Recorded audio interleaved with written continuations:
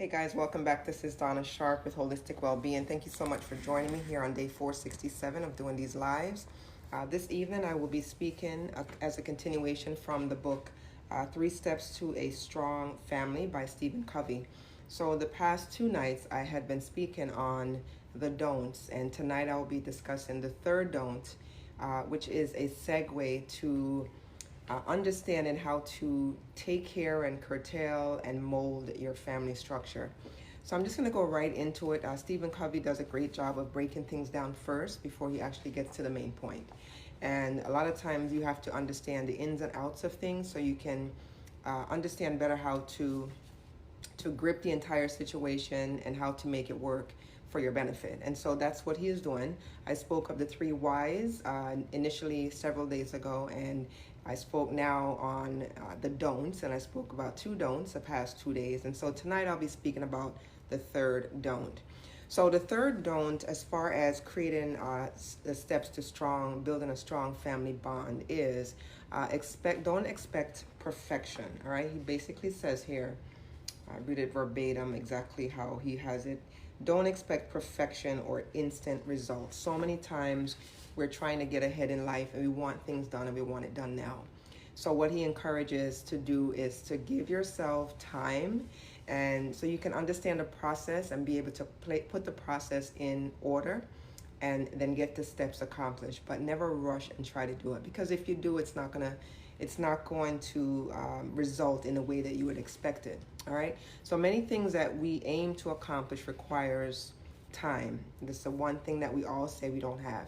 And as a reason for me getting on this subject, as far as building a strong family household, we now have plenty of time. So I wanted to make sure that we are able to pour into our children, as all we're doing now is spending time at home. So what better time to establish a routine, establish traditions, and the proper way of doing things, so that by the time we're out and running again, they'll have a better understanding how to just approach this thing called life, right?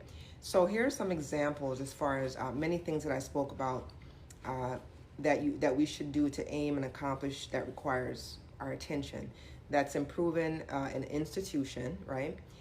Changing our family, valuing character, and also building abilities.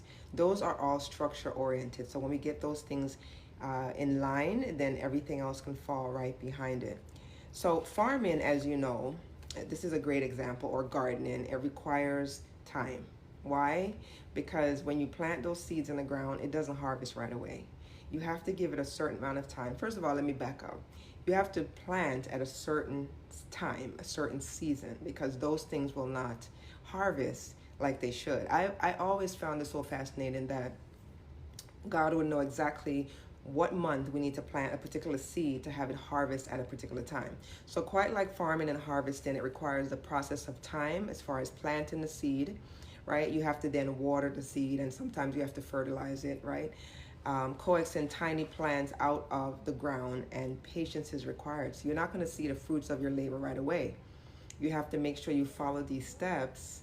But the exciting part is when it does come about, and you start to see everything, you're nurturing everything, you finally see that plant growing. That's usually the beauty of it. So here's a story that I would like to read to you, as in all of these sections have a short story. So I'm going to read this one to you. And you can just take away whatever you wish from it, all right? Because it's meant to surround the third don't. We had been trying too hard to get our 5-year-old Eli to quit teasing and badgering his little 2-year-old sister, Charity. We had made keeping the peace one of our family laws. Remember, we spoke about family laws, right? So we told him how much she needed him to keep her, to help her, and to set an example. We tried to get her to quit screaming every time he looked at her sideways. But he had perfected the art of teasing, taking great delight in it, becoming subtle and deviously adept at it. And she perfected her piercing, nerve-shattering scream of response. One day at the grocery store, I carried bags to the car with the two of them following me across the icy parking lot. looked back to see Eli with his arms around Charity, carefully helping her negotiate her way around the slick spots. Unmoved, I waited for him to find a snowbank and uh, uh, push her in, but he kept coming patiently, guiding her until he came right up to the car, looked up at my amazement, with his arms still around her, and said through his toothless grin, "Don't you wish you had a camera?" So, as much as he was devious in what he was doing, at that particular moment, his mom expected something different. And so he surprised her by making sure that he took care of his sister and didn't necessarily do what he thought his mom would expect him to do, right? So, as you see, that story just goes to talk about the don'ts, and it's those things in our family structure that we often have to deal with, the things that we battle from day to day, the activities, the chores, the things that needs to get done. We're often facing those things on a regular basis, right? So it's important that you're patient and understand that, as I mentioned previously over the past couple of days, that every family structure is different and every family is different, and that's based on how many individuals are in the family, the dynamics of the family. No two family are alike, so you just have to work with what you're given, right? So be patient. But the second thing is be consistent. A lot of things that I find people don't do is follow through on consistency. They start one thing and then they stop. They never follow through anything till the end. They'll start something for, it could be a month, 2 months, the next thing you know, they drop off the grid and you're wondering what happened to this person, right? So be consistent in everything that you do. It especially will help in this particular dynamic of developing and creating the bond that your family structure needs. Be gentle with yourself and recognize that fluctuations in how much you do and how well you do will often take time. Let the moments nourish you and motivate you. So never worry about it happening right away. Because remember, if it happens too fast, then chances of it remaining the same, it's going to be slim. So take your time so everyone can get comfortable with it. They can develop habits and have a smooth process of accomplishing those things in and around the household. Overcoming these things that drive you crazy, little things around the house as cleaning, cooking, chores, activities, taking people in and out. Those are some of the things you encounter on a regular basis, right? So various responsibilities. Here are a couple of examples similar to what I just mentioned. The physical condition of your home. Some people are worried about the perfection of your home. Yes, it's important to keep it in order, but I don't know if you remember the story I told where the mom was so obsessive and she wanted every single thing in place. And her poor children didn't have a chance to participate. So what happened was she overwhelmed herself and stressed herself out. And in the meantime, the children didn't learn anything because she was the one developing that structure for them. So as they grow and mature through life, they won't necessarily have had that experience for themselves. So there's some things you're going to encounter around your house. The physical conditions of your home, items needed for repair. Oftentimes there's painting to be done, packing, whatever the case is in your house, right? Children may need health checkup and your family as a whole. So you have to schedule different appointments. And grocery shopping is I just wanted to name a couple of examples. You're required to go a certain day of the week or, every 2 weeks, every week, whatever the case is. All those things require scheduling, right? But again, it takes practice, it takes time, but the number one thing is it takes consistency once you've developed that habit, right? So here's the goal. How do you eat an elephant? I often ask people, how do you eat an elephant? How do you accomplish this goal that you're trying to attain? So prayerfully by now, because you've been in the house so long, you have set some goals and some parameters for yourself that you're going to get accomplished. So how do you get them done, right? How do you eat an elephant?